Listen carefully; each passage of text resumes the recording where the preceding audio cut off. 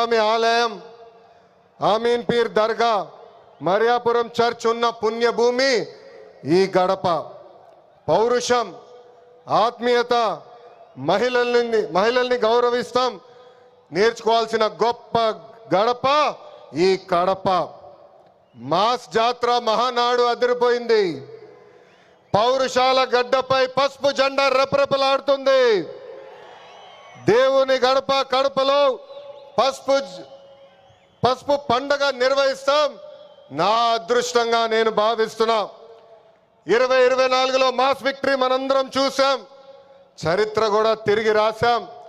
94% strike rate అంటే 175 నియోజకవర్గాల్లో 164 స్థానాలు మన కైవసం చేసుకున్నాం.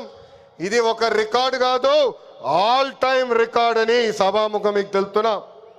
ఇది తెలుగుదేశం పార్టీ కార్యకర్తల నాటు దెబ్బ. జెండా బీకేస్తా అన్నారు, వాళ్ళు ఇప్పుడు పార్టీ కార్యాలయానికి టూలెట్ బోటు పెట్టుకుని పారిపోయే పరిస్థితి. పార్టీ లేకుండా చేస్తా అన్నారు, అడ్రస్ లేకుండా పోయే పరిస్థితి. వై నాట్ 175 అన్నారు, ప్రజలు ప్రతిపక్ష హోదా కూడా ఇవ్వని పరిస్థితి. మన బొమ్మలు పెట్టి బాక్సింగ్ చేశారు, ప్రజలే ఇప్పుడు ఫుట్బాల్ ఆడుకునే పరిస్థితి. ఏ తప్పు చేయని మన అధినేత చంద్రబాబు నాయుడు గారు బంధించారు. ప్రజలు ఏకంగా ఆ నాయకుడిని ప్యాలెస్లో పెట్టి తాళాలేసి లాక్ చేసే పరిస్థితి.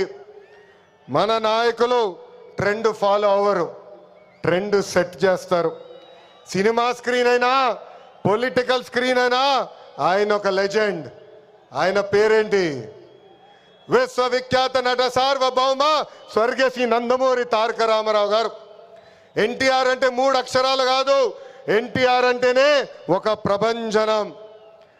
ఆయనే రాముడు, ఆయనే కృష్ణుడు, ఆయనే భీముడు, ఆయనే అర్జునుడు, ఆయనే కరుణుడు, ఆయనే ప్రజల గుండెల్లో దేవుడు. పార్టీ పెట్టిన 9 నెలల్లో అధికారంలోకి రావటం ఒక చరిత్ర. దేశానికి సంక్షేమం అనే పదాన్ని పరిచయం చేసిన వ్యక్తి అన్న ఎన్టీఆర్. 2 రూపాయలకి కిలో బియ్యం, 50 రూపాయలకి హార్స్ పవర్ విద్యుత్, జంతా వస్త్రాలు, పక్కా ఇల్లు, గురుకుల పాఠశాలలు, మధ్యాహ్న భోజనం, ఇట్లా చెప్పుకుంటే రోజంతా పడుతుంది. అన్న ఎన్టీఆర్ చేసిన సంక్షేమ కార్యక్రమాలు చెప్పేదానికి. సంక్షేమంలోనే అన్న ఎన్టీఆర్ ఒక బ్రాండ్. ఇంకా తెలుగువారు ప్రపంచం మొత్తంలో పెద్దపీట వేసింది మన బ్రాండ్ సిబిఎన్. సిబిఎన్ అంటే డెవలప్మెంట్, సిబిఎన్ అంటే సంక్షేమం, సిబిఎన్ అంటే మనందరి ధైర్యం.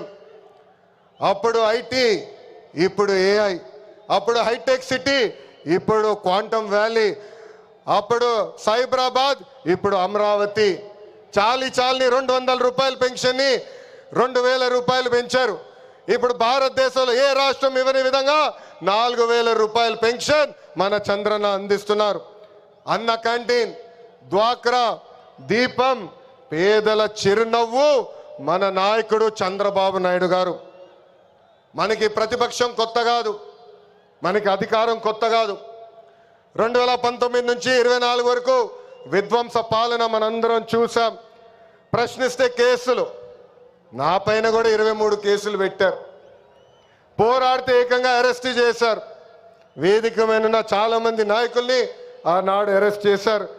ఎన్ని ఇబ్బందులున్నా, ఎన్ని కేసులు పెట్టినా మనం ఆనాడు ఒకే డైలాగ్ చెప్పాం. ఏంటది? ఆ డైలాగ్ ఏంటి? తగ్గేదే లేదు.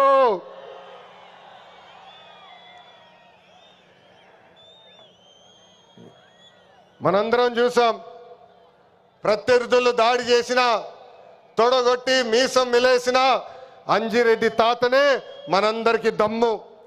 కత్తితో దాడి చేసి తల నుండి రక్తం కారుతున్నా ఏకంగా పోలింగ్ బూత్లో కూర్చుని చివరి ఈవీఎం సీల్ పరే వరకు పోరాడిన మన అక్క మంజుల గారే మన ధైర్యం.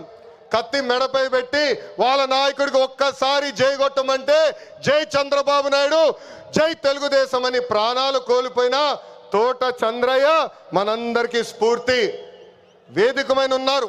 పార్టీ కోసం పోరాడి ఆనాటి పాలకులు వ్యతిరేకంగా మాట్లాడినందుకు ఆయన కన్ను పొడిచి కంటి చూపు పోయినా జై తెలుగుదేశం మన గాంధీ గారే ఈరోజు మనందరి సత్తా.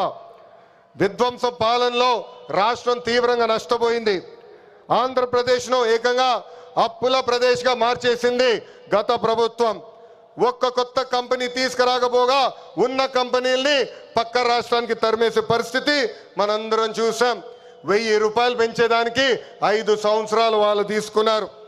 ఏకంగా జే బ్రాండ్ లిక్కర్తో విషం కంటే ప్రమాదమైన మద్యం అందించి 30,000 మందిని చంపి 1,000 కోట్ల రూపాయలు ధనాన్ని లూటీ చేశారు. అందుకే రాష్ట్రాన్ని కాపాడుకునే దానికే కూటమి ఏర్పడింది. ప్రజల కోసం గౌరవ ప్రధానమంత్రి నరేంద్ర మోడీ గారు మన చంద్రన్న జనసేన అధినేత, నాకు అన్న సమానమైన పవనన్న, అందరూ ఎజెండాలు పక్కన పెట్టుకొని పని చేశారు. ప్రజలు మన్ని ఆశీర్వదించారు, కూటమిని ఆశీర్వదించారు. ప్రజాప్రభుత్వం ఈరోజు ఏర్పడింది. ఎన్ని ఆర్థిక ఇబ్బందులున్నా ఇచ్చిన ప్రతి హామీ కూటమి ప్రభుత్వం నిలబెట్టుకుంటూ ముందరికెళ్తుంది. దేశంలో ఏ రాష్ట్రంలో ఇవ్వని విధంగా వృద్ధులకి 4,000 రూపాయలు, వికలాంగులకి 6,000 రూపాయలు, ఏకంగా బెడ్కి పరిమితం అవుతే 15,000 రూపాయలు ప్రతి నెల పెన్షన్ ఇచ్చి ఆదుకుంటుంది కూటమి ప్రభుత్వం.